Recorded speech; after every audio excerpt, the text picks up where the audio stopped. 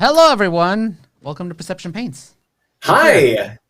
Ta-da. Art, how are you today? I'm good. It's a good Good. Monday. Hey, gang. My name is Robert Fisher, and I'll be painting with you today for Perception Paints, along with my good buddy Art, hanging out over there Yeah. on top of our art supplies. Yeah. Get it? Because Art supplies. supplies, I'm inside this. Yeah. So today, as like every Monday, I'm going to guide you step by step to do your own nerdy themed painting. Today, we're working on part of a series of Star Wars themed paintings. Each week is a different planet, and today we are visiting the planet of Hoth, the ice planet. Ooh. I love it. Beautiful. So before we get started, let's go through and make sure we have all the materials we need. And if you don't have the materials with you, you can always watch this later on and join and paint again, or come back next week too. Yeah. And if you guys are following, watching us on Volume today, all of these shows are on YouTube. So look up Perception Studio, and you'll actually see a few other painting streams there. So if you miss it right now or can't paint along right now, go ahead and check it out there. I mean, it's still entertaining because we still chat. So if you don't have anything to paint with right now, that's okay. Just hang out. It's like the art of Bob Ross, but more nerdy and geeky, fun, and chatty. And you don't have to paint. It's not a requirement. That's right. And if you don't know how to paint, I'll help you out and show you that you actually can. All right, so Art's going to run a couple errands real quick, but in the meantime, I'm going to show you. Wait. Wait. Is that Pocahontas on your what? I see a little bit of another painting under your. Pocahontas? I don't know. I see eyes in the skin. I know there's always a secret painting under my canvas because I reuse it. It's actually Frida Kahlo, half of Frida Kahlo's face. And then there's a butterfly and some skeletons in there too. Oh, cool. Yeah. Oh, now I see it. Okay, cool. All right. Well, I'll be right back, and Robert is going to do stuff. Awesome. Let's do stuff.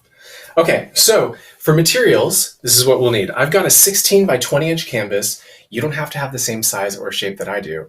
In fact, you can use paper, cardboard, a sketch pad, anything you have handy.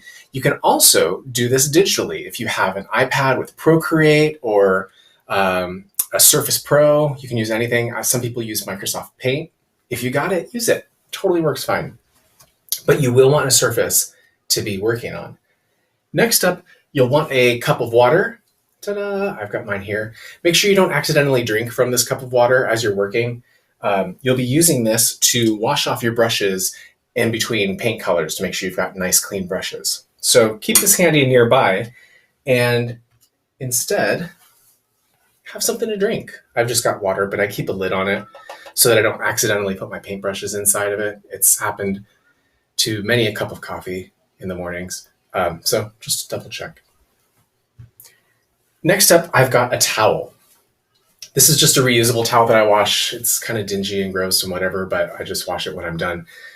You can also have a paper towel or a napkin, whatever you have handy is totally fine. You'll be using this to blot your paintbrushes dry after washing them thoroughly to make sure that you don't have too much water on your brush before you've applied the paint to the canvas. Now, the reason you don't want too much water on your paintbrush, especially when you're working with acrylic paints like I am today, is if you do, the water will drip down the canvas and it'll rip the paint right off of it. You'll get this white stripe going through. So just to double check, again, after you've washed your brushes out thoroughly, give it a nice dab on your towel and then get the paint as you normally would. Now, speaking of brushes, I typically use 3 brushes. I have a large, a medium, and a small brush. But as long as you have a large, a medium, and a small, they don't have to be the exact same brushes that I have. We're just working with what we've got, right? So here are my standard 3 brushes. I've got a large 1-inch flat brush. You can see it's got flat bristles when you turn it to the side. And it's about 1 inch thick, right? My middle-sized brush is a 1/2-inch flat brush. Again, thin side, flat top. And then my small brush for detailing is a number 2 round brush. Again, you can use any size, any shape brushes you've got available. These are my standard go-tos, so I usually stick with the same. Next up, you'll need some paint. Now, you can see the sample up there. We have some nice bluish gray, kind of misty, smoky tones going on. So I'm going to stick with mostly blues, whites with a little bit of gray, maybe some silver. We'll see how we're feeling it, especially when we start painting the AT-ATs toward the bottom, or the AT-ATs. I never know. Which way do you do it? Who pronounces it which way? I've always called them AT-ATs. I've heard AT-ATs. Let me know in the comments. I'm keeping an eye on the YouTube comments today, but Art, when he comes back, he's going to be keeping an eye on the rest of the forums and see where things are going. So as you're working, if you have any questions, don't hesitate to let me know. Type it in the chat. We'll keep an eye on it. Happy to chat back and forth with you too. So for paints, I'm using white. Pretty basic base for us today since everything's going to be covered in snow because we're in Hoth. But I'm also using a broad range of blues and grays. Let me show you what I'm working with. So I like to work with three sets of three when I'm working with specific colors. And what I mean by that is 3 different tones. So I've got a light blue for my lightest tone, a cerulean blue for my mid-tone, and then a brilliant blue, which is a darker kind of standard blue that you're used to. Just kind of floating between these 3, seeing where I need them as far as lights and darks within the same color value family. That's what I'm looking for. And then I'm also going to be playing a little bit with gray, a little bit of gray there.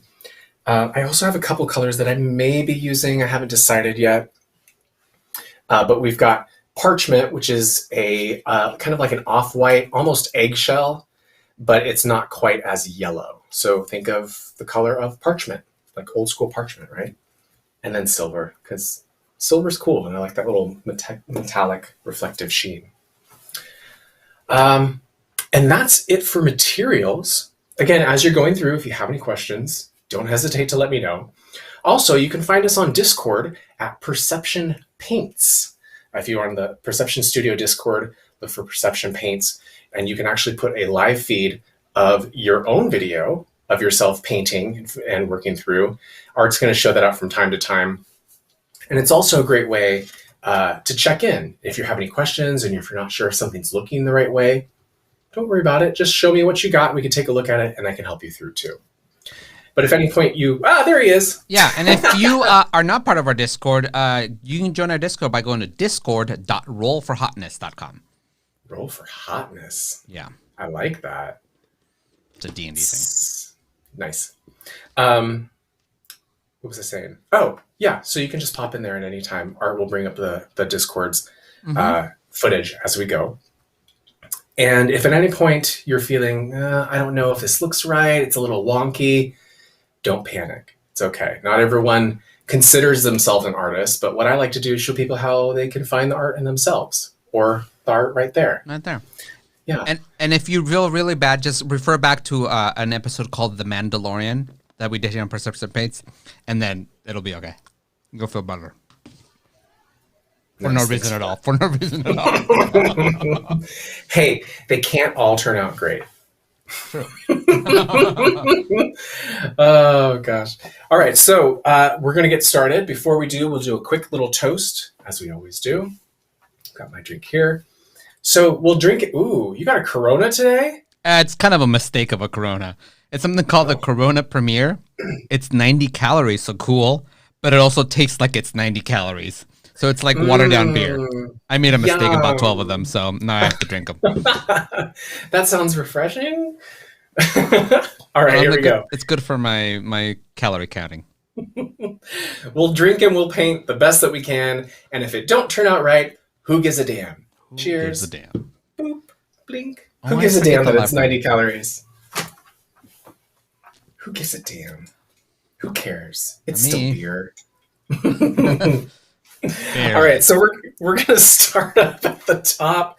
We're gonna do a cerulean blue for our top there. So what I'm gonna do is I'm gonna get my paintbrush just a tiny tap wet, dab it dry, and grab that cerulean blue. This is my middle range blue.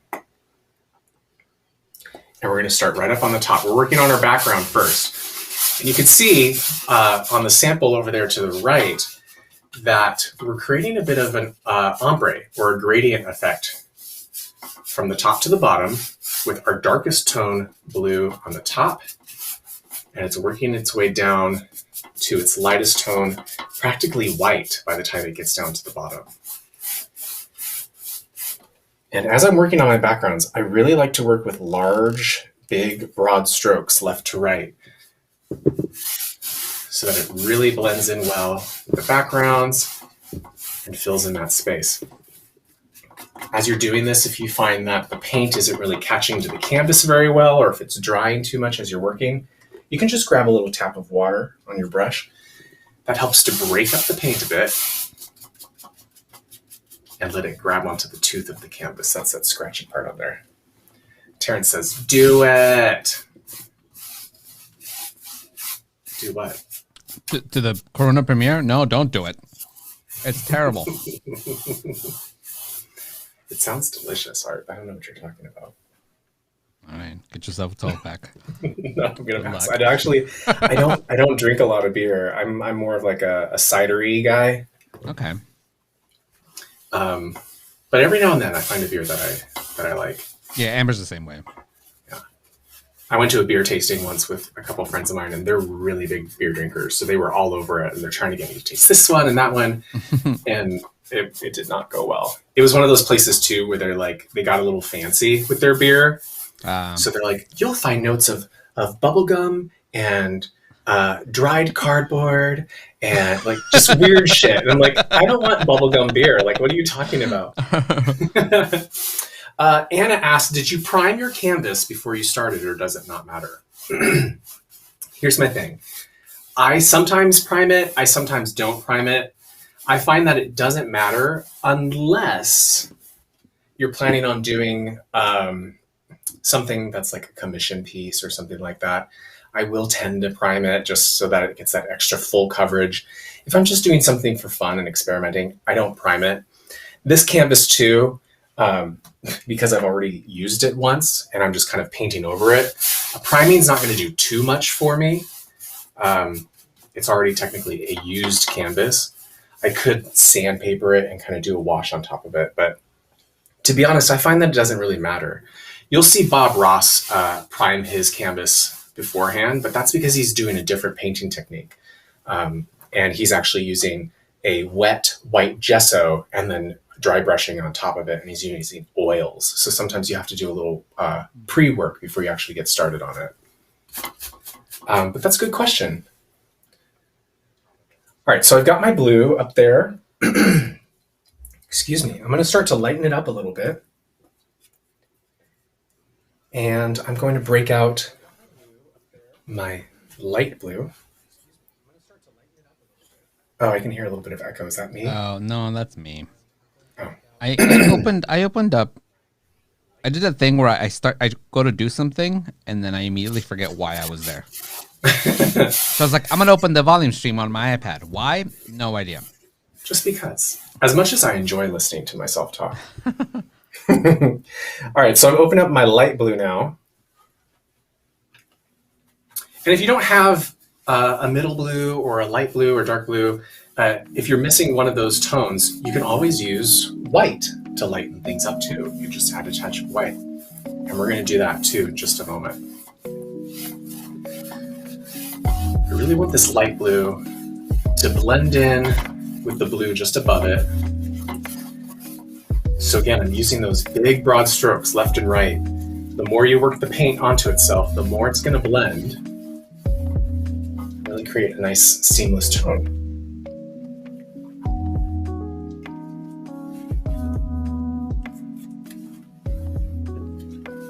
All right, let's break out that white. There we go. Now I'm adding the white directly on top of that blue at that bottom there. I really want to blend that in and bring that up slightly to lighten it even further.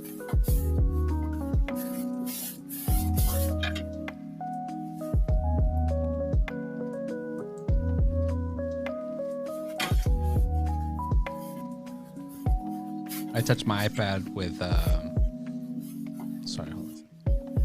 with hot salsa fingers. Now I have to clean it.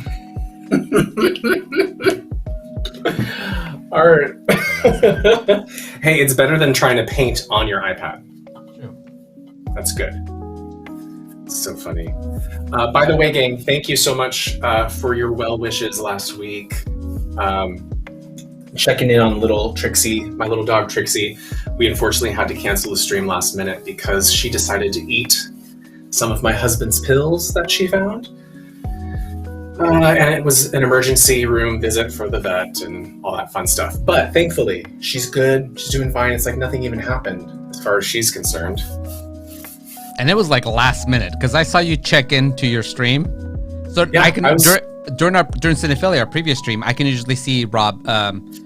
I called you Rob. That's weird.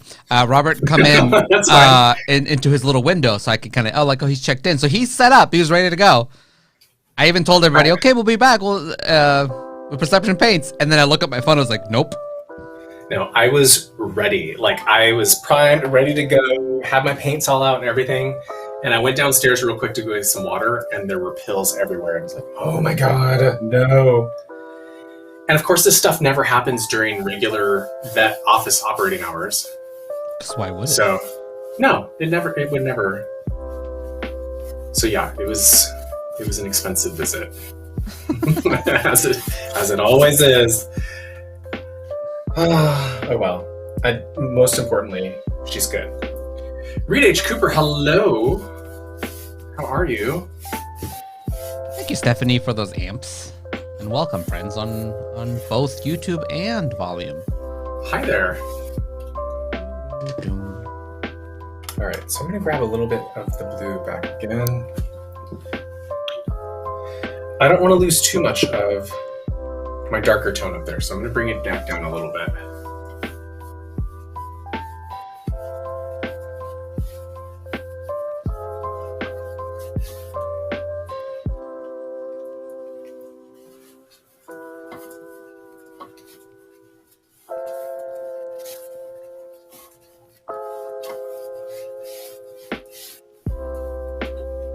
There we go. That's pretty good.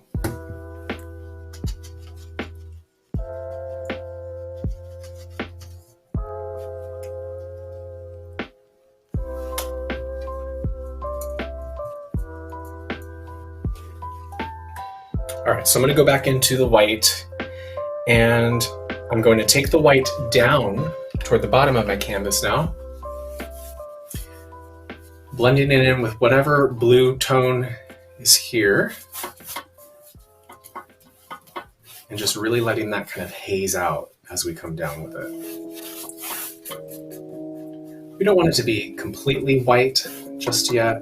We want to leave some of that for our snowy tones that are going in the foreground, but we do want to lighten it up. It's a very, very light hint. And we're not looking for like even up and down, like an even gradient. Oh, no, not necessarily. Okay. Keep it nice and hazy. I mean, I imagine we're in the middle of a snowstorm, right? Mm-hmm. So it's flying around everywhere.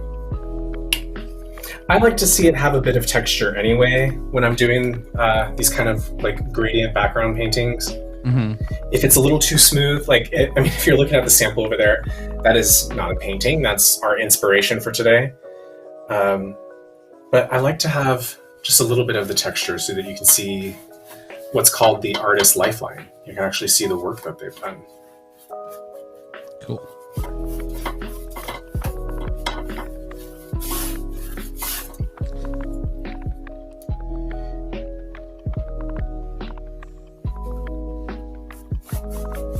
So just little taps of blue in there because I do want to keep some coloring.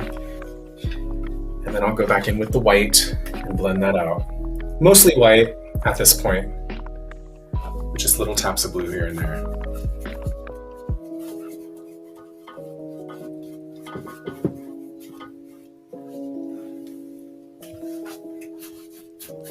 And if you guys don't already follow us, make sure you guys click that follow button and subscribe button so you guys can know what we're doing.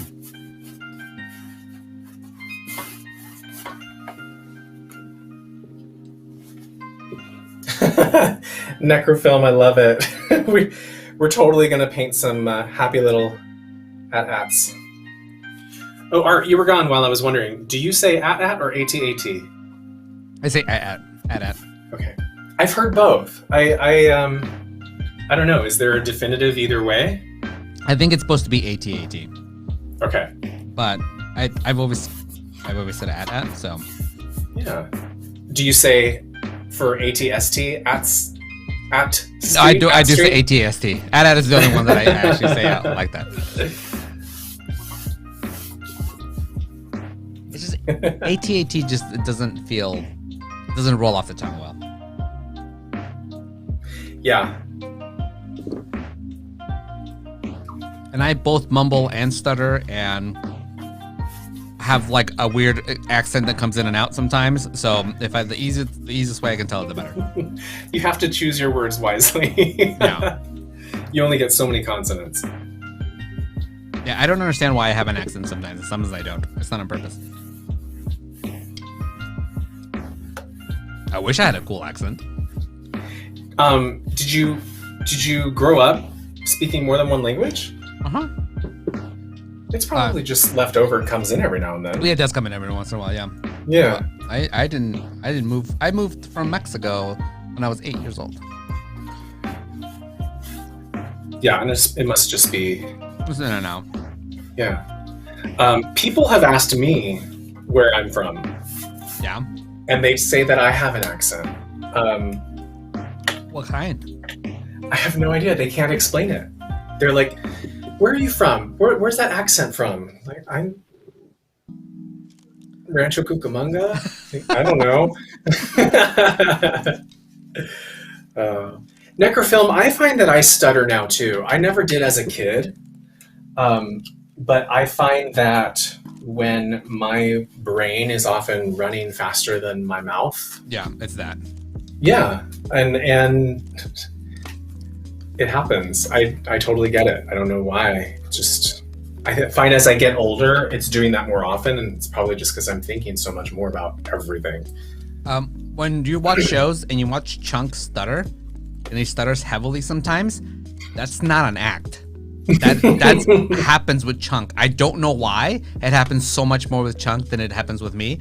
But when I'm in his mindset, I stutter a whole bunch sometimes. I get stuck. It's real weird. It's interesting. It must be some sort of character trait that's there. I mean, sometimes once I'm there, I push it, but it is definitely natural. And sometimes it's cute. It's comedic as a bit. And then under the table, you're sitting there crying. All right, so we've got the base for our background. Again, we've got our darker tones up top, blending its way toward a almost white. And you can see I haven't painted the whole canvas. I've actually ended about 3/4 of the way there. So if you split the canvas into fourths lengthwise, 1, 2, 3, and 4. I've stopped right about here because I don't need to paint the rest of it. I'm going to paint on top of it all of the mountains and foreground covering and all of that stuff there. A lot of uhs for me for Necrofilm. Yeah, I do ums. Or I'll hold on a word. Rather than stutter, I'll actually say so or because my mind is just spinning. All right, so now what we're going to do is we're going to let this dry for a bit, and we're going to add on our mountains. Now we're working with 4 different mountain sections. You can see on the sample there's the taller mountain just directly underneath our moon.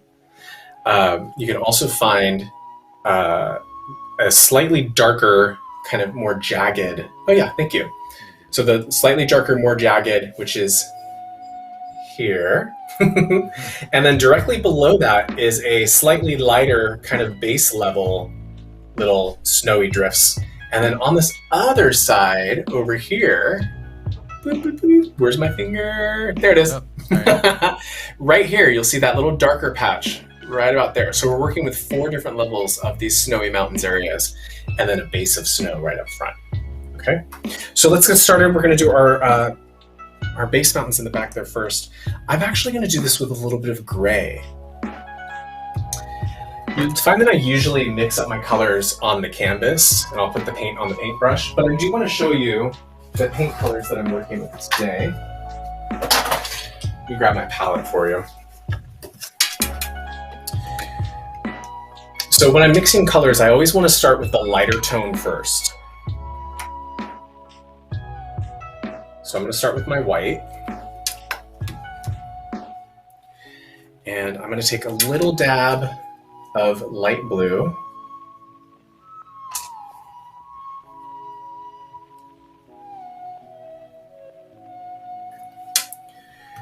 And then a little dab of gray.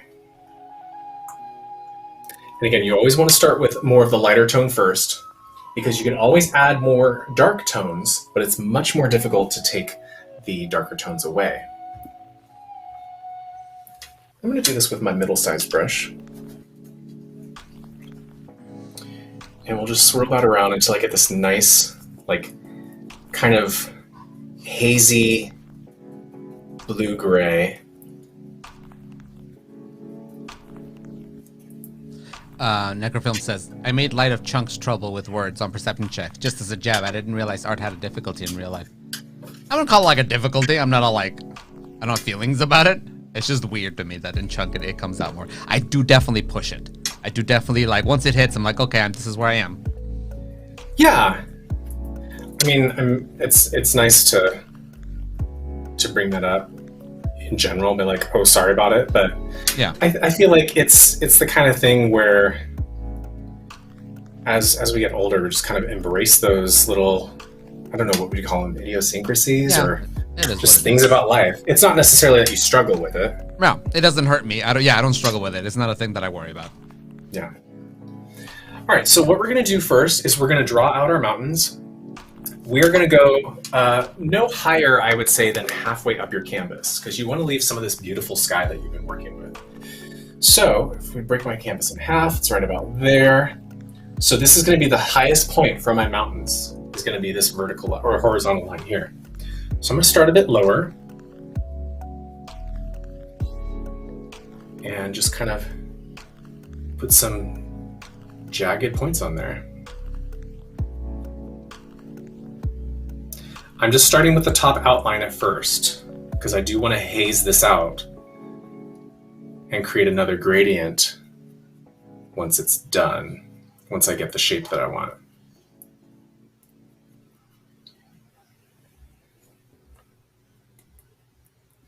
And they don't all have to be the same height. You can add some shorter hills, some taller hills. Maybe some of them are a little rounded. Totally up to you. We're not necessarily going for Hoth realism here, unless you want to make sure that they're geographically accurate, but I think you're good. Necrofilm just didn't want to be the jerk. You're good. I mean, listen, the fact that you even thought of that as like a potential for you being a jerk, I can't speak for art, but that just shows me that there's that level of awareness where, like, yeah, okay. Sometimes it's important to keep ourselves in check, but it's all good. It's very casual here. We're not checking in on all that stuff. I am weirdly what's the word? I don't get offended very easily. Like, I don't either, really. In high school, people tried to bully me and would give up because I was like, what's happening? I don't. Right. You call me name. Why are you calling me names? What's happened? I don't understand I've never. So, I'm never upset. Yeah, it never really bothered me either. I mean, I would get the gamut, but I mean, being like the only openly gay boy in high school, I just owned it. I was like, yeah, that's right. That's what it is. I am the gay that you called me. So, do you want to date? Like, what? What's next? Do you need help with your homework? Like, I don't understand. Stupido. All right. So now I've got the tops of my mountains there. I'm going to add a little bit of white, and I'm just going to blend that in toward the bottom of my mountain.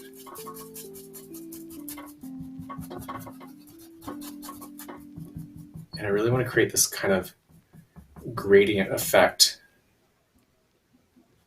from the mountain down. You can still keep kind of a darker top of the mountain. You don't want to lose all of that color that we mixed. But just kind of play with it. Let it kind of build its own. Maybe you'll have some areas where there's a darker mountain showing up, and maybe there's some areas where it's a little bit lighter. Just taking little taps of white.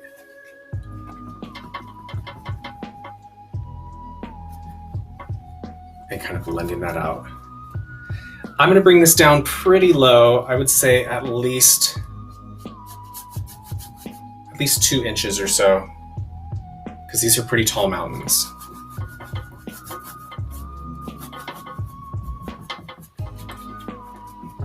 And if you need to bring back some of that blue-gray that we built out, you can reach back into your the color that you mixed and just kind of fluff it up a bit toward the top.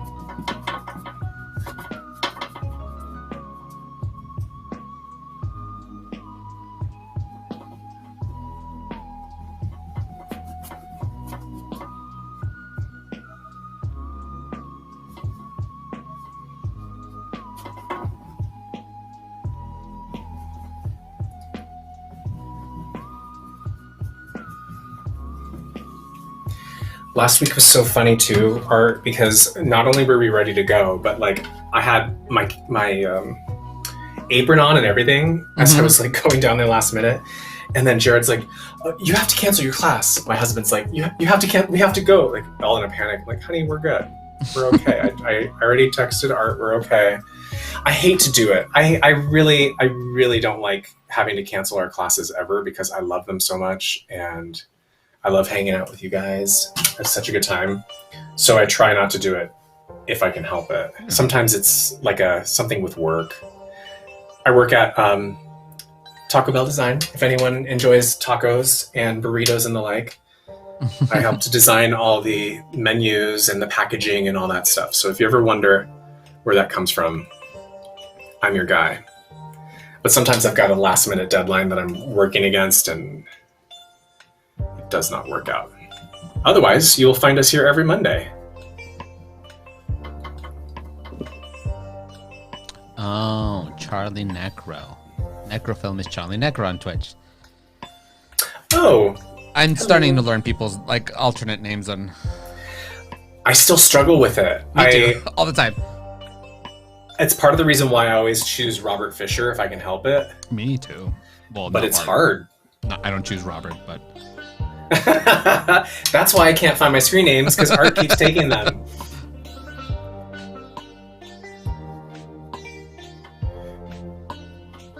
But Robert Fisher's one that's almost always taken. So whenever there's a new social media app or something, I always jump on real quick and grab it. Yeah, same. Because I know it's going to go away. Robert Fisher's pretty common, right? Bobby Fisher. There's a serial killer known as Robert Fisher that I occasionally get confused for. Not because I hurt people, but because people hear the name and sometimes freak out.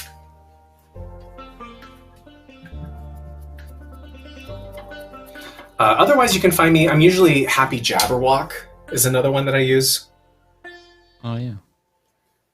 Every now and then.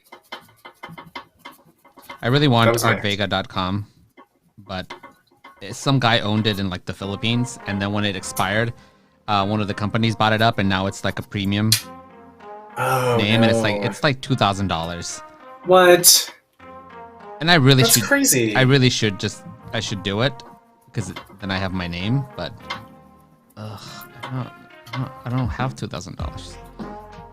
Right. I can't remember. I used to have Robert Fisher, I think. I had Robert Tafoya. I can't remember if I got Robert Fisher. I don't think I did that one. I have Robert Fisher Design. Oh, that's a good one. Yeah. Charlie Necro is a character I came up with in high school. Isn't that funny how those things have just stuck around? Mm-hmm. Yeah.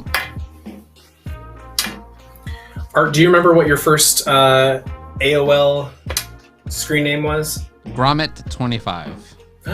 Like Wallace and Gromit? It was exactly why. Nice. I wasn't very tech savvy. I still don't consider myself very tech savvy. But so my stepfather set mine up, and he decided that my screen name, before I had any say in it, like he set it all up, was Hugh Hef 1. That's awesome. Hugh Hef 1 was my screen name, like all through high school, because I had no idea how to change it, and so I just lived with it until college. And he said it was because I was always walking around the house in a silk robe. So that should have told him a little bit more about me rather than being Hugh Hefner. Maybe I just enjoyed the feel of silk on my body. It's so good. Terrence Clark's name is rarely taken. The name Terrence Clark, it's a unique name. I don't know very many Terrence other than Terrence and Philip. For a long time, Art Vega, nobody used it. And now there's like a handful of us. And I don't like it. Except for the one, there's this guy, it's in Europe somewhere, I think it's in Spain. We became Facebook friends like 10 years ago. And every year, we always wish happy birthday to each other. Aww. Happy birthday, Vega. There's another Robert Fisher who's a graphic designer, and he throws me shade every now and then. He's like, oh, you're the Robert Fisher designer. I'm like, no, I'm just a designer whose name happens to be Robert Fisher, but sorry about it. So no birthday wishes there. All right, so now we're going to work on the second row of mountains. I'm going to use light blue for this one. It's going to be a little bit lighter. I may throw in a little bit of gray in there too to see how it goes. But let's just see. We're going to go down about an inch lower and just start to add some jagged, icy tones. This is where I imagine there's like this wall of ice that's separating the Rebel base with that mountain range that's in the distance. So it's very jagged, very icy. Coming down, I'm also going to add a little bit of white to this layer down here, just to blur it out a little bit, just like before. How's everyone doing so far? Pretty good? So far, so good. Okay.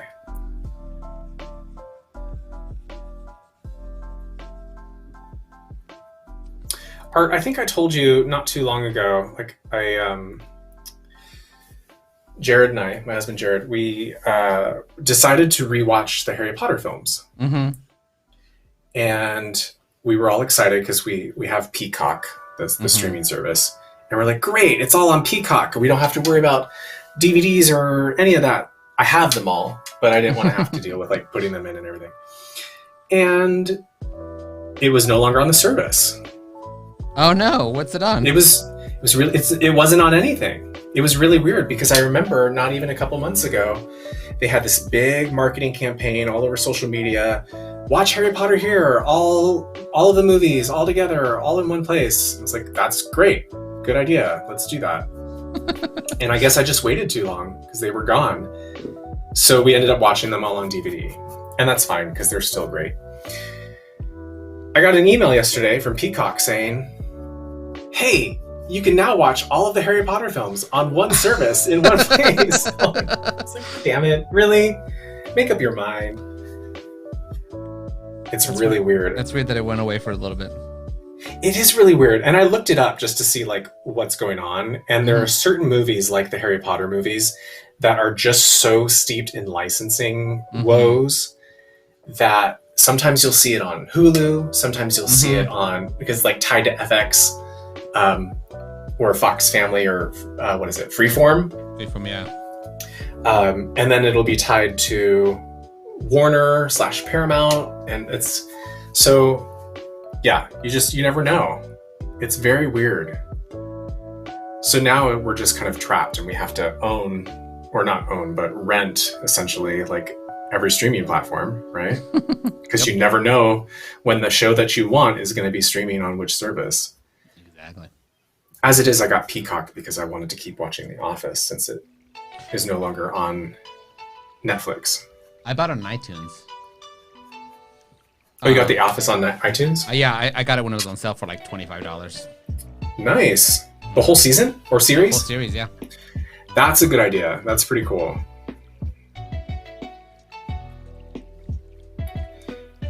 Yeah, I broke out my DVD player again. I actually went and bought a Blu-ray player because I don't have one. But then it ended up not being compatible with my TV soundbar. So, yeah. It's okay. Is this layer like trees or are there more mountains? So, I think of it as like icy mountains, like closer to the water, so they've got that bluer tone.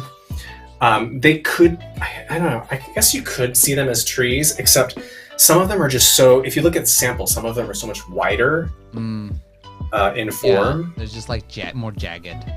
Yeah, I think they're just more jagged and a little more concentrated in... Okay, I see. But if you wanted to, you could totally turn these into trees. I just don't remember there being any trees on Hoth. Oh yeah, you're right.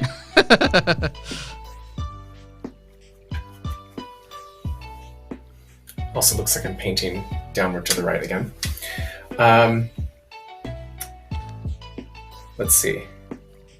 Dino, I love that you have Leslie and... Oh yeah, Leslie Ann Warren. Hey, Leslie. That's my girl. It's so funny. She keeps... I used to take these down because I didn't want to get paint on them, but now I just leave them up because I love it. To Jared with love, Leslie Ann Warren. And she's amazing. Sweet as pie. One of those few celebrity signing moments that really was just everything that you could hope for. Because she's just so sweet. Necrofilm says, I believe a new Battlestar Galactica series is coming to Peacock. It is. Interesting. I've never watched it.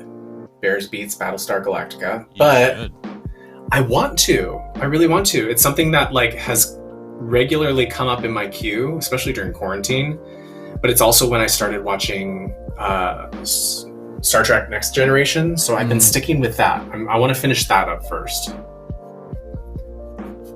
But I feel like I would really like Battlestar Galactica. It's really good. If anything, because Dwight likes it so much. Season 3 is a little... I got bored in season 3, but then it picks back up. I'll just skip it. No, don't skip it. You need stuff in there. But then you'll see what I mean. You'll be like, oh, I see. Dang it, Art. You ruined it. It's right. It is slow. No, I'm just kidding. I trust your judgment when it comes to that stuff. I think you and I have very similar tastes when it comes to our sci-fi levels. So I appreciate your insight, definitely.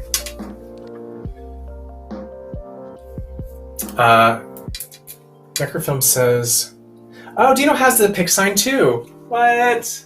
Are we Leslie Ann Warren twins? I love that. Yeah, she was at D23 a couple years ago. Did you have to pay? It was yes. Yeah, I definitely paid for it.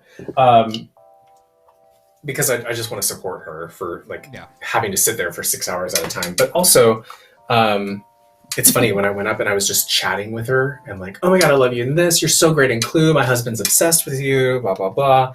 Can I get a picture? Can I get it signed? That's so great. The whole time I guess her handler, but it could have been her husband, I don't know, was just glaring at me I know this gay doesn't think he's going to get a free picture just because he's sweet talking to her. And I'm like, no, I'm going to pay. Let me run to the ATM real quick and I will pay you for everything that you've ever done. It was really funny. $20. I think it was probably between 20 and 40. It may be 30 actually, now that I think about it. But totally worth it because I know that some people charge a lot more for that. Oh yeah. We went to DragCon one year and Queens were charging $50 for an autograph anything. Yeah. And the only way that you could get in line to see anyone was to purchase something from the booth there. So which I think is pretty standard at some of these events. Mm-hmm. You have to buy something in order to meet and greet and get it signed. Oh, by the way, I'm adding a little bit of white, just like I did before, to kind of haze it out, bringing it down. But I was so surprised how much I mean, one of my favorite queens, Manila Luzon, who I've always really loved from RuPaul's Drag Race, was charging $50 just for a meet and greet. Like $50 just to be able to like walk up and say hello. And I don't think that even included a picture. I think it was just like a hello. And then in order to get a picture, you had to buy like her new doll and a makeup palette, or it was really disheartening because I want to support these queens and they all work really hard. I know how hard they work because Jared does drag. I do drag every now and then for like library story times and stuff. But at the same time, it's like, I don't know. I'm not waiting in line to meet Mark Hamill. I'm waiting in line to meet a drag queen from a reality TV show. And I don't want to. He charges very little, if I remember right. I'm pretty sure that he does too. And, like and I hate $20. I hate to like equate people like that or rank them in like levels of celebrity. Yeah. Because I don't really feel that's right either. But also, it just feels a little shady. Yeah, like I understand when you make money and all that stuff, but like, yeah, if you're charging me $20, I get it. Like, you know, but if you start making it inaccessible for people, that's exactly when I'm uncomfortable with it. And I feel like those kind of events are all about accessibility anyway. Mm-hmm. You want to be there to support your fans, to support the people who've put you in this spot in the first place. If I was in this position, would I charge people for these experiences? Yeah, absolutely, because you have to pay for booths and merchandise and all of that stuff.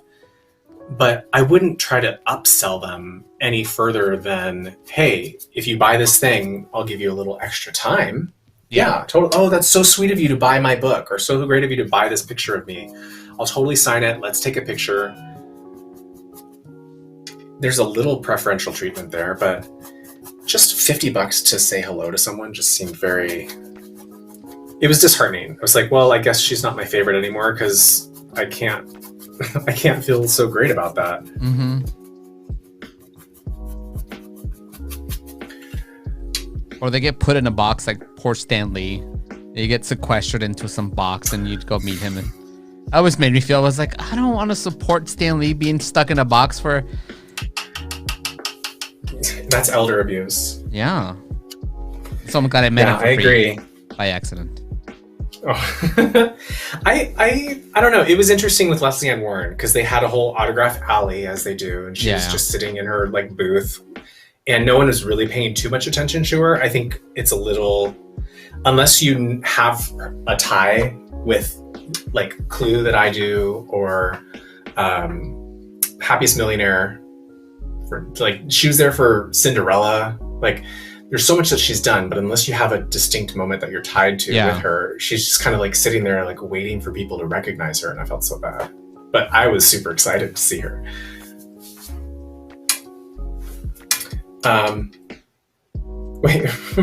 Reed says, you can pay me $1 to say hello, especially when my computer slows down. I'll even get in drag. But I have legitimately never paid money to meet anyone, and the amount of people I have met is amazing. That's pretty good. I usually I don't think you should pay to have to meet someone. If you're waiting in line to like greet and say hello, I don't think that you should have to pay. But if you want something signed or you want to take a picture, I think that's appropriate to be like, come take a picture with me. $10, $20, whatever. When I was in high school, do you remember Bob Vila? Yes, the anti-Tim the Toolman Taylor. Yeah,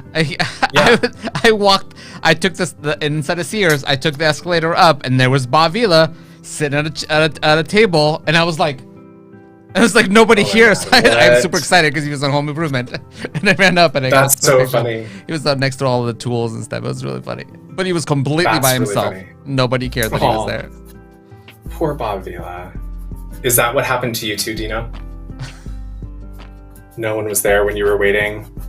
Where were you, Dino? We're doing a signing at...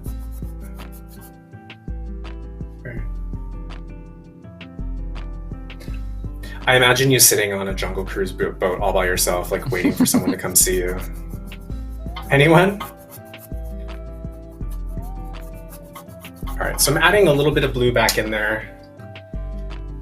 And I'm going to counter that with a tap of white. I don't want it to go too light because the layer that's going on top of this should be just a touch lighter.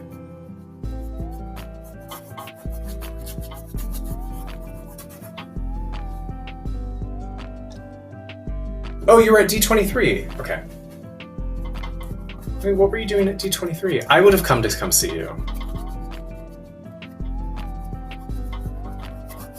Although, at that point, I also didn't know who you were. We weren't perception friends yet. But I would have said hi.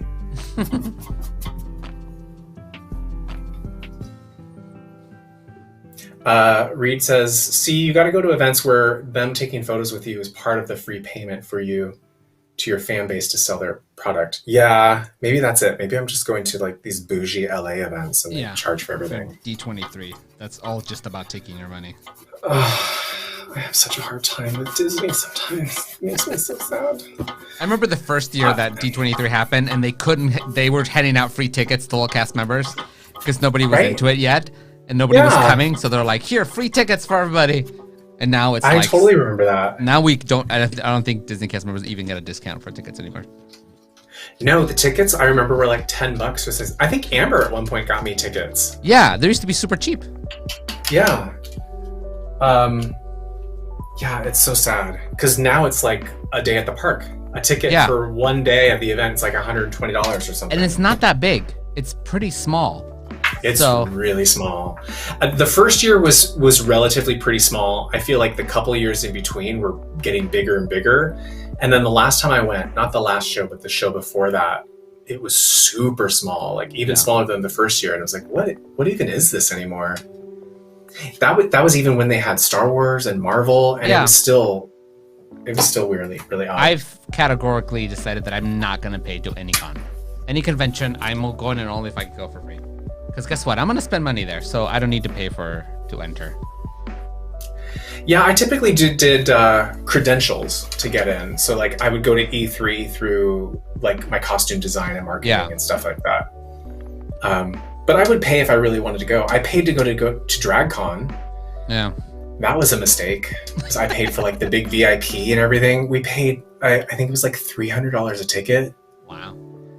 It was crazy. And with the promise of like grab like swag bags and jackets and buttons and all this stuff, but also just to be able to go through like a fast pass line to meet the queens.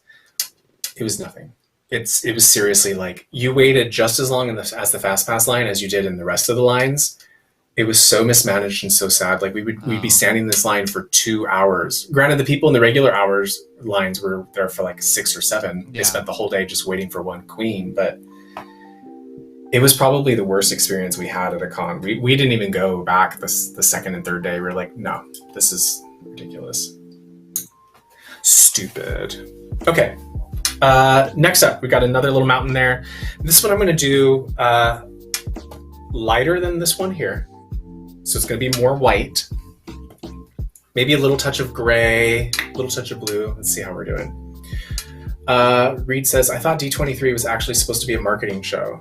Oh, like, like an industry show? It is a marketing show, but if they can charge you, Disney will charge you to show up. Because the Disney fans will show up, no matter how much it is. Yeah. When the first few years, it really did feel like a marketing show. Like you would go from booth to booth. It was cool. And it was, they were like, look at this new technology. Look at what we're trying to do in the merchandising space. Look at what you can expect at the parks soon. It felt like, very small, but it felt like a mix between Innoventions and the World's Fair, where like you would get to experience a little bit of everything and see what was going on in the company. but yeah, like Art said, after that, once they realize they can make some real money from it, if they start to charge people lots of money to get in, and they have exclusive merchandise that you can only buy if you buy the certain type of ticket, and if you get there at like 6 a.m. and wait in line in order to buy the special thing, then it just turned into everything else. It's like every time Disneyland releases a new pop figurine, you have the people who go to the park immediately to buy 12 of them so that they can resell them on eBay. It's all it is now. And it's really sad because it used to be a lot of fun. Like that year that we were there, I saw you guys there for the Disney Infinity thing. Like that was a blast. That was so much fun. Yeah, I waited a couple hours in the basement to get a seat to the Disney Interactive, but that was worth it to me. Like I had my Switch, I was just playing, or I think I just had my 3DS at that point, but playing video games and just hanging out. And then you guys were super sweet to let me come up and hang out with you up front. But that was fun. Like you get to see all of your Disney friends and look at the new products, special appearances. I think that was just before Force Awakens came out. So the cast of Force Awakens came and signed some of their Infinity figures and gave them out. And it was cool. I remember that. But like everything else, Disney ruins it over time. They just can't help themselves. Love hate. It's definitely love hate. It's a struggle. All right, so this little mountain range that I'm putting up here, it's a little bit lighter because I've already painted that blue in the background. I'm just painting the white on top of it, and it's creating this kind of icy white blue anyway, so I don't have to worry too much about mixing my colors at this point. If you're doing this digitally, Art, you could probably just put a transparency layer on this one and just let it sit right on top of the blue. So I'm creating a little bit of a mountainy range in this kind of foreground area. And then what I'm going to do is, once I'm about halfway through my canvas, widthwise, I'm just going to create a kind of a straight shot. Flatten that out a bit. Sorry, I'm going to get in front of it for just a second to make sure I'm not painting sideways. There we go. So creating a little bit of a flat layer there.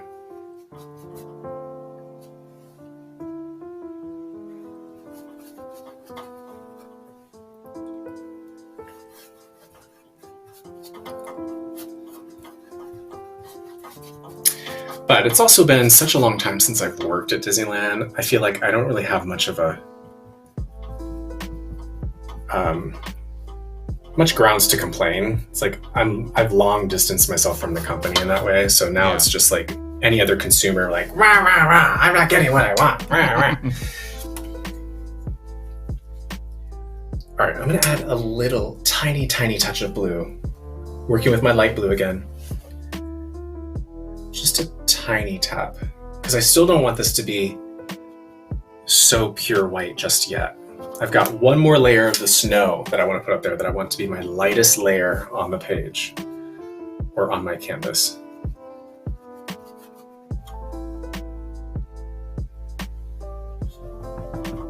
So what I'm doing is I'm just tapping in a little bit of blue and then blending that in. I still want this to be lighter than the blue layer behind it, so don't go too far too quickly.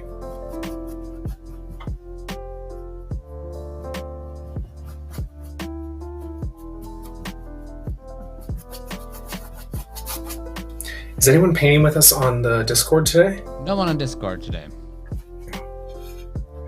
That's okay. It's just us. Ryan left us.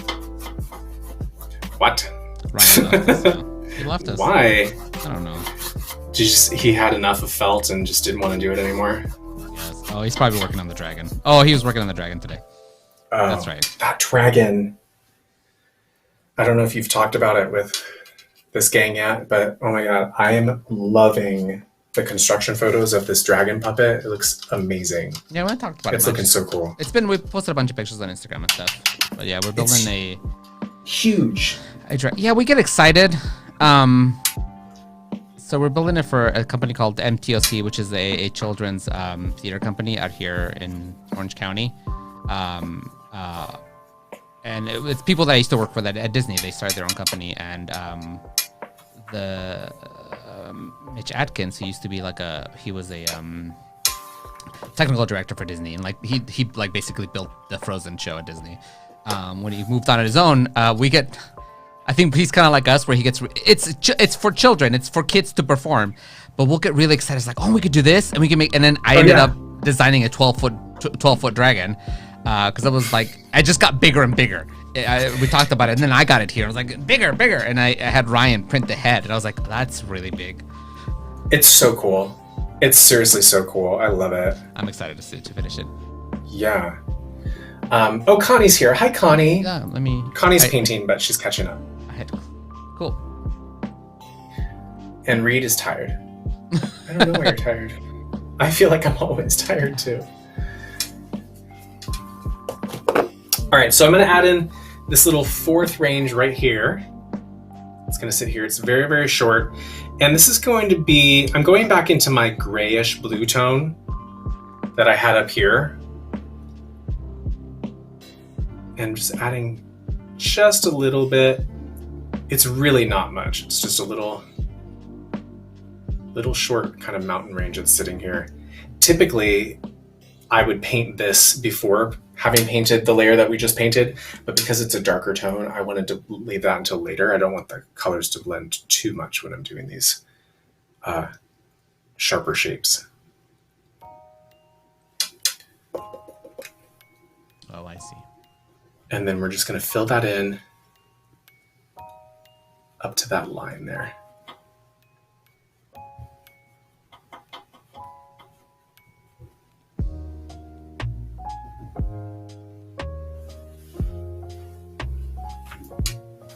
So that's just sitting in the background. You can kind of tell too when you're looking at the sample painting. You can see that one of the at-ats, the one on the right, is a little bit smaller, which means it's in perspective further away than the viewer of the painting, because the guy that's in the center is closer up. All right, and then lastly, for our background, I'm going to take my large brush and the white paint, and I'm going to finish to the bottom of the canvas. I'm going to take that white paint. This is just going to be straight white. And I'm going to cut right across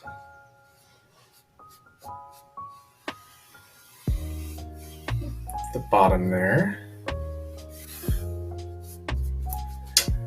Check to make sure that's straight again. Of course, it never is. That's what I get for painting at an angle. Don't worry if your lines aren't straight. Neither am I. It's okay. Just take your time. You can always fix it. All right, so I've made that sharp cut across in that white paint. And then I'm going to fill out the bottom with that white.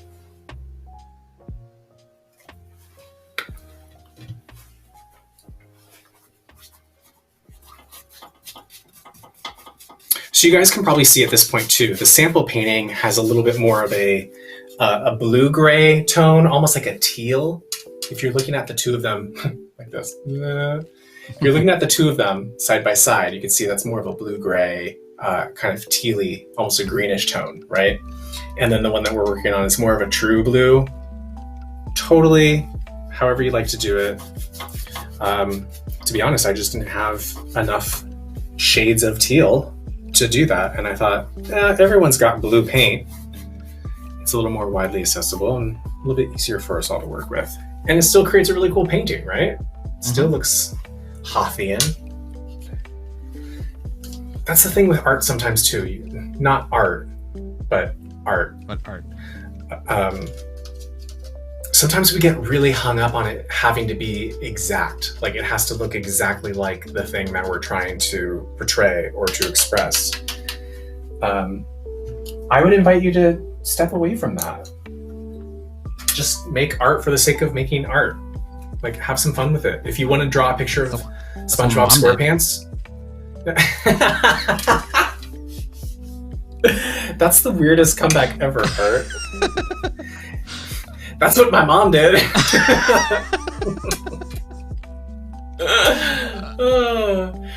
So good.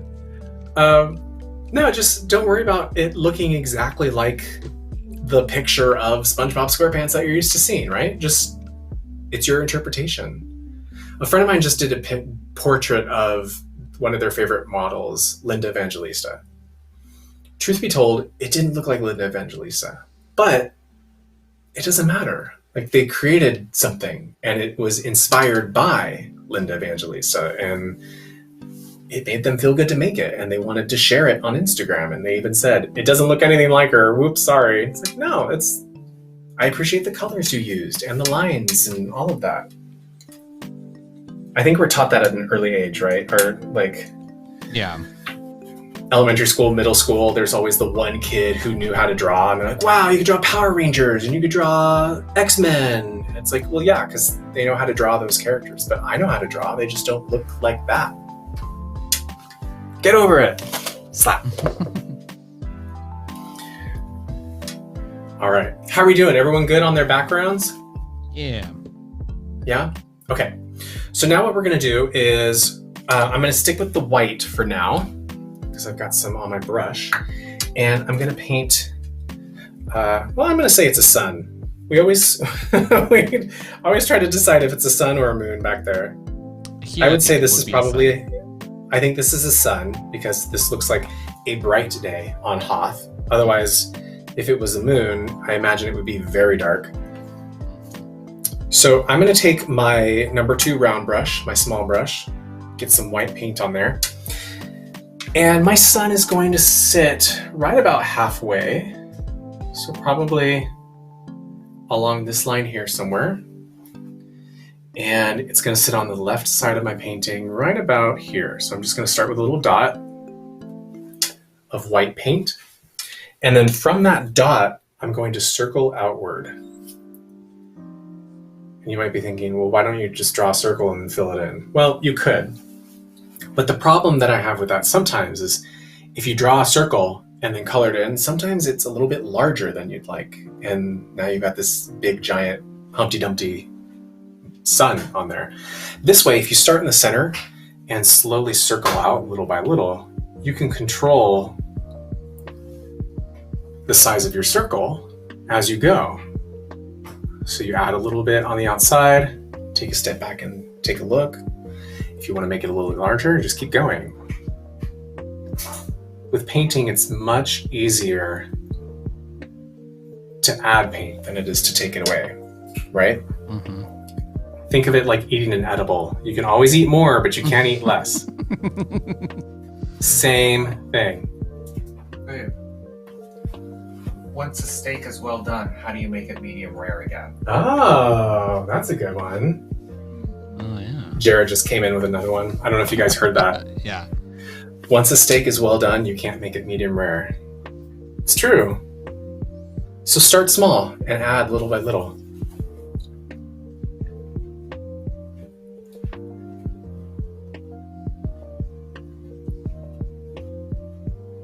It's like when you make an inappropriate joke. Can't take it back. I don't know what that feels like. We're just gonna look at you weird. That's when Chunk starts stuttering.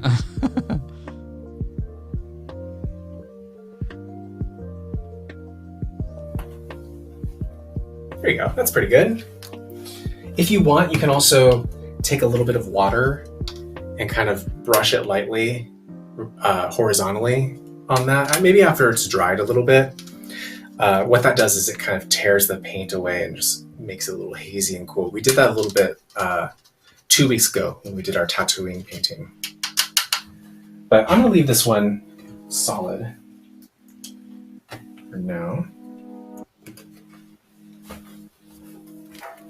All right, now we're going to paint our at-ats. I'm just going to work in gray for these guys.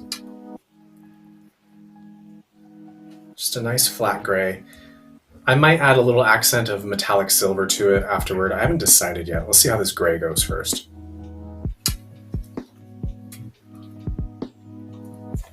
So what I'm going to do is I'm going to start with my middle-sized brush so that I can use the thin line on it. I'll show you guys here. So this is my middle flat brush, but then when you turn it to its side, it's got this really nice thin line. I'm going to use that to create kind of an armature for my shape.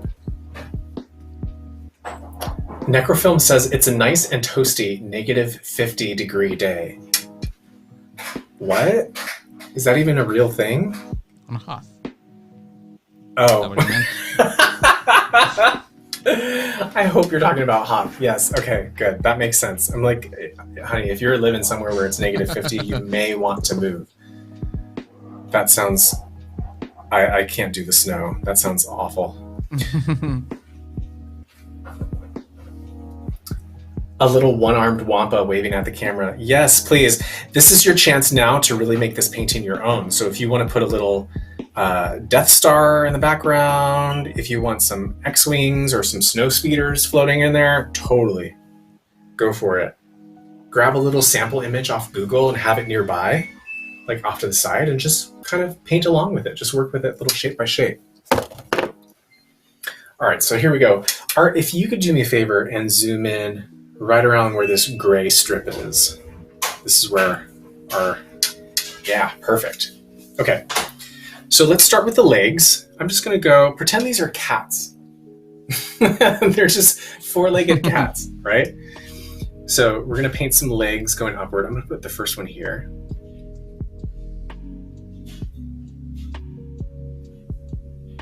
Big robot cats. And I'm just working with small lines at first, just to get the basic shape. And then from there, I'll fill it in and kind of bulk it up a little bit. But just like with the sun, you don't want to go too big too soon. And then you just end up with this monster of a robot hanging out.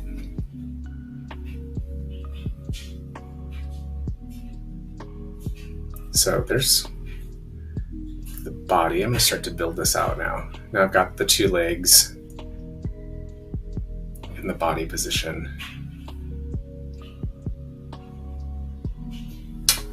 It's got a little rectangle.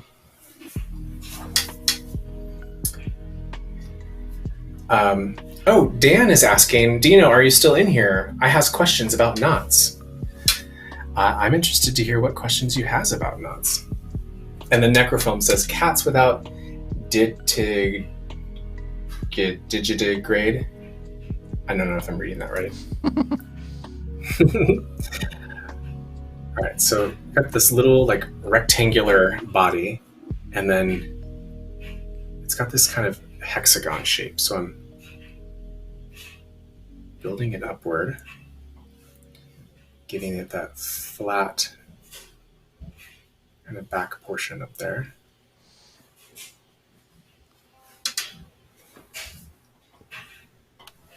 Now I'm going to build out the legs a bit so I can make sure the proportions are looking good. Necrofilm says they studied elephants. Oh, yes, totally. You're absolutely right. I think that's spot on. So you can see I'm just thickening piece by piece. Remember, they got those big, like, flat, rounded feet.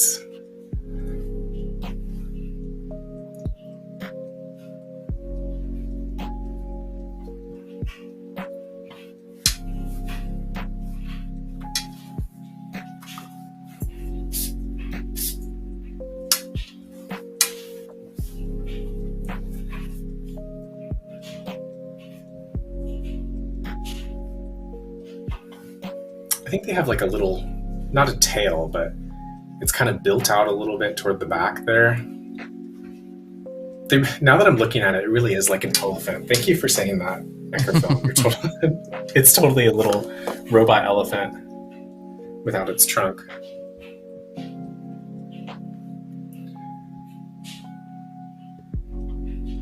Just take it slow.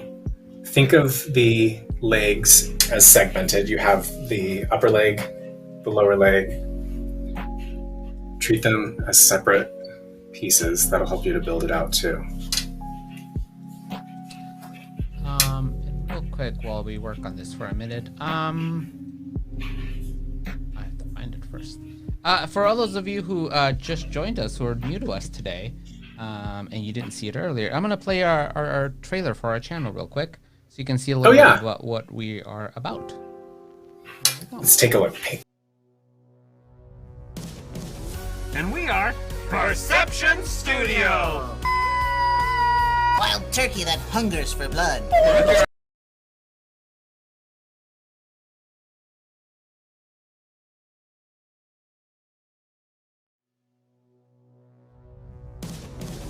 And we are Perception Studio!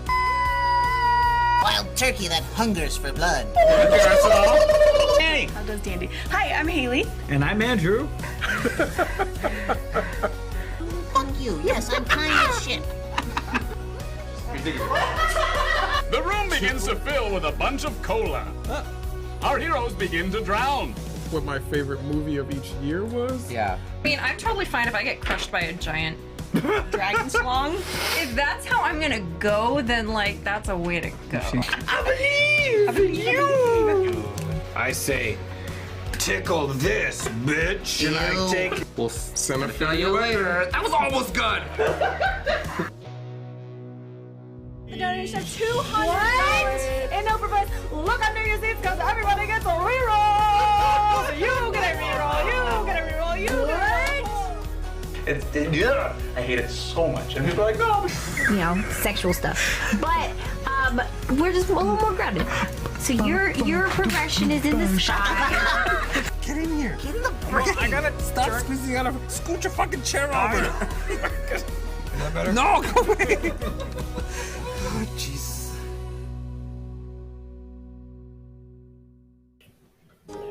And that's who we are.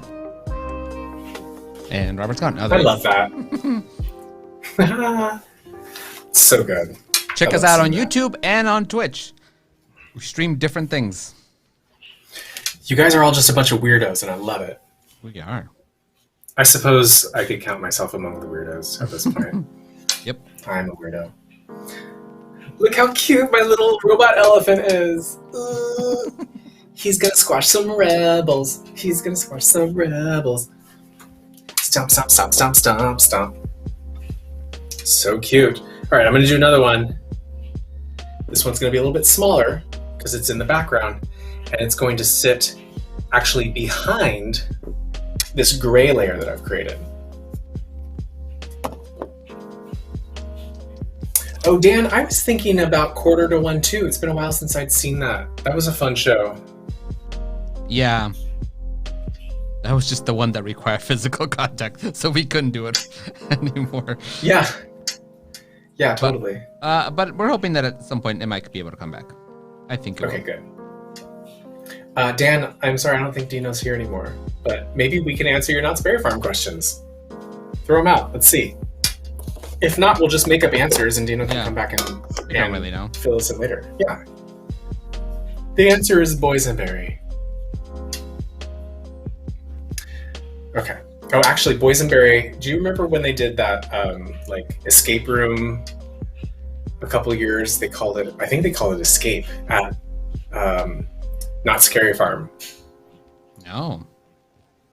Yeah, it was like a separate paid ticketed event. So other than the mazes that you would go through, they had an extra maze that you had to pay, and it was immersive and interactive, and it was part escape room, part like Saw scenario. It was actually pretty good the first year. It's really cool. Oh.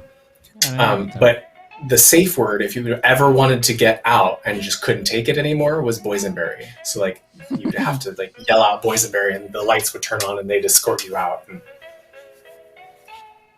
it was fun. That's cool. They haven't done that in years, though. Yeah. The last time we did it was pretty sad. We were like, wait a second. What are you doing here?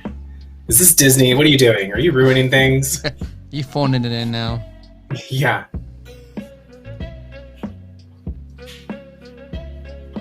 All right, so we're building this guy out just the same way. A little bit smaller. And again, behind this little gray area that we've created here.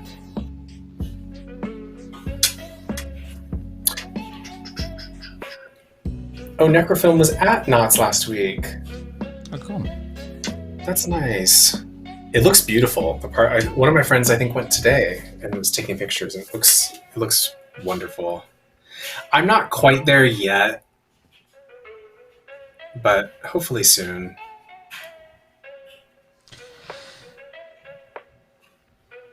We just booked our first trip. Oh yeah, like vacation-y trip?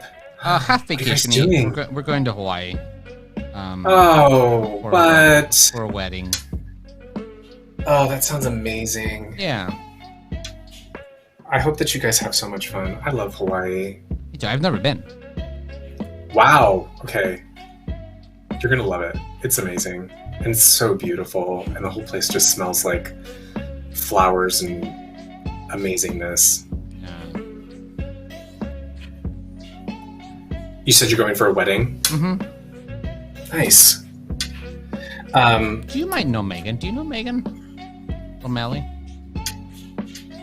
It sounds really familiar. You might have worked with her. I think she might have been around your time. Yeah, it sounds really familiar. That's the kind of name that you don't like. You don't really forget that one. Where are you guys going? Are you on the main island? Going to Maui. Nice. That's my favorite. It's so pretty. That's awesome. I got invited to a wedding, but I think it's in Upland. So yeah, that's that. Sorry, I can't make it. Going to Hawaii. Pass holder preview. Oh, for Knots? Nice. Did you do Berry Tales? I'm excited about Berry Tales coming back. Yeah. Really excited. That was my favorite as a kid. I loved that so much. All right, so there's my other little at hanging out there in the background. He's coming up, ready to blast some rebels into the sky. Now, there's this little nubbin here. Actually, it's up there.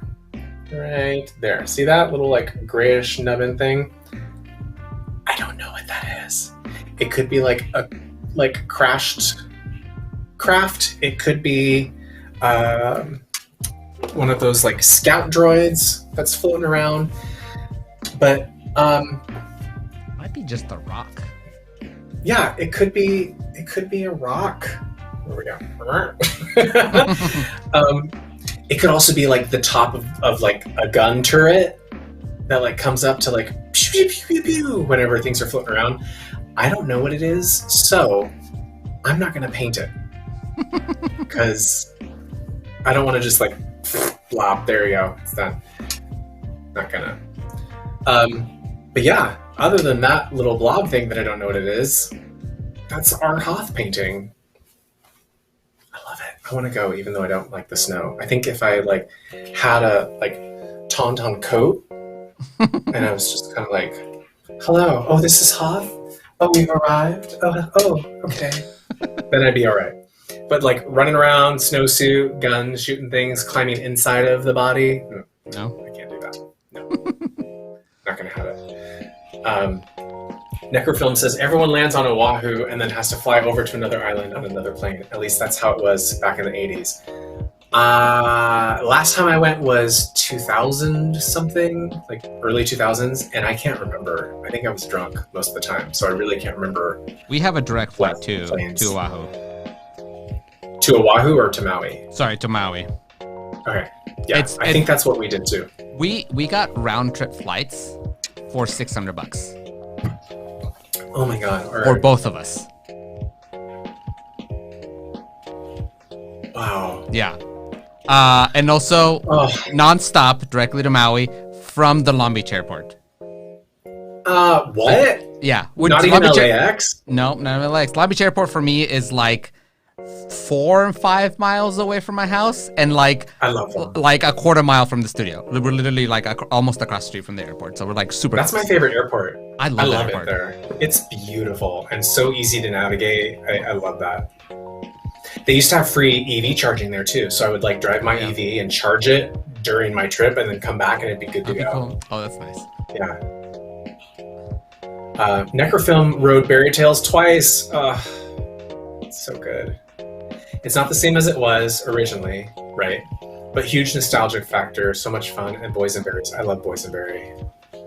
I hope they have like boysenberry pumped through the ride as you're smelling it and going through. And it's one of those things where I'm trying to stay away from it and not watch any footage or anything. I haven't seen anything. I don't think I saw the original one.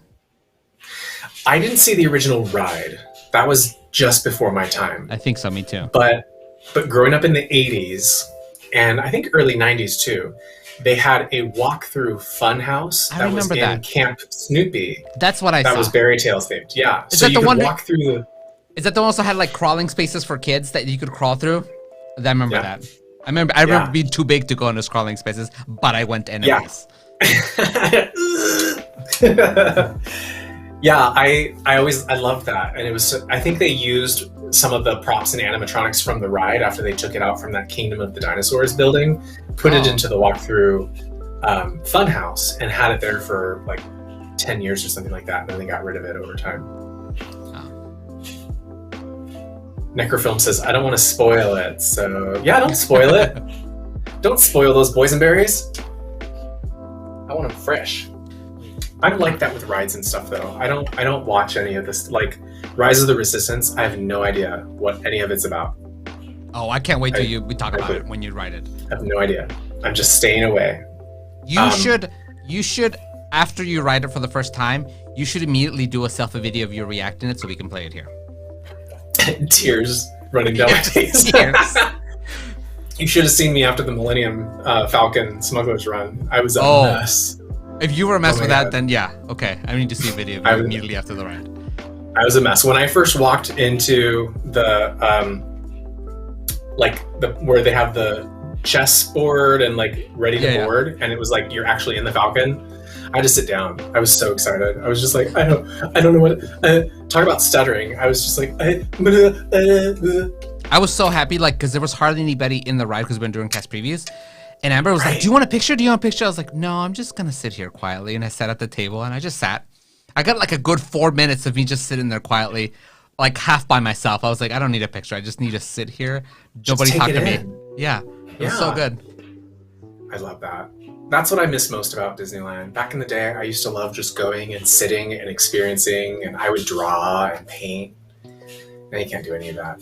Everyone's like, what are you doing? What's going on? What is that? What are you drawing? Are you selling that? Are you an artist? Are you doing something? What's going on? What is that? And she's like, stop. I just want to chill and enjoy it. Just leave me alone. just stop. I was a mess too, Necrofilm. I tried not to be. I tried to be like all like, hey, this is pretty cool. Oh, look, Star Wars. No, my husband was like, he's going to need a minute. He's just going to need a minute. All right, so last time we were in Tatooine. This week we visited Hoth, which means next week we are visiting Endor. Yay! So come back and paint with us again. We're gonna paint the Endor planet. Lots of greenery, maybe a little furry friend or two. But yeah. It was fun painting with you guys today. I hope that you had a good time too. Art, wonderful as always. Thank you. And see what I did? Yes. What? Hold on. What is that? It's an ad. Did you just glue that? No, to your iPad? I drew that. Look at how good I am. Zoom in on that thing. What did you do? Did you really draw that? Yeah. Art, that's pretty amazing. No, I didn't. I grabbed clip art. Mm-hmm. I also put But here's the thing. I think over here. I wasn't gonna mention the Death Star because I knew that was just like. But then I was like, wait a minute, the shadowing's really good. I love it still. Who cares? You know what it is? It's mixed media. It's collage. Yeah. You painted and you added pictures that you took from National Geographic. So there, it's done. It's good. I love it. It's fucking cool. I'm gonna give me 1 second. I'm gonna stop the Facebook stream because we don't care about Facebook that much. Because I wanted to tell you about my favorite Star Wars 2 story. But I shouldn't say it on Facebook because I don't know if I'm able to talk about it, but I'm gonna talk about it anyways. So when I was doing R2, and so if you guys don't know, I was one of the R2 operators in Batu that got to actually drive him around and talk to people and stuff. Sorry, Facebook. There was one day when they were like, "Do you need to go?" Oh, because they had sets inside the Millennium Falcon fence. Like when it was real busy, you could go inside there and like look around. And one morning, a manager was like, have you been in there? I was like, no, not yet. It's like, do you need to go in there just to try it out? I was like, sure.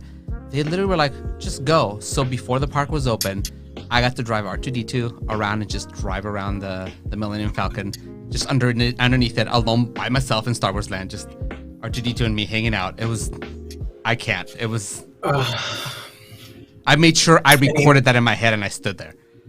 Good.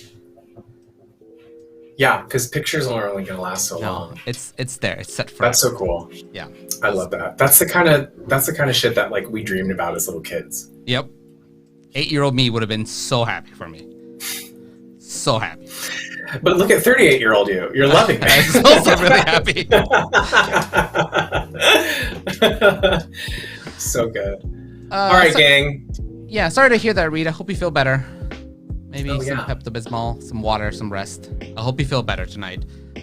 Thank you everybody for joining us. If you're not on Discord yet, make sure you guys join at discord.rollforhotness so you can keep up with what we're doing, and look for us on YouTube, on Twitch, on Instagram, Twitter, everywhere. And we'll be back tomorrow night on Twitch with Solemn's Legacy, our human D&D show. And then Wednesday night, we have Perception Check, which you're definitely going to want to check out because it's our Felted Friend show. A furry Felted Friend show. So we'll see you next week, everybody. And we'll perception. No, we'll work on it. Okay. We still don't have a sign out. We don't have a sign out. Paint you later. Bye. Paint you later. Bye.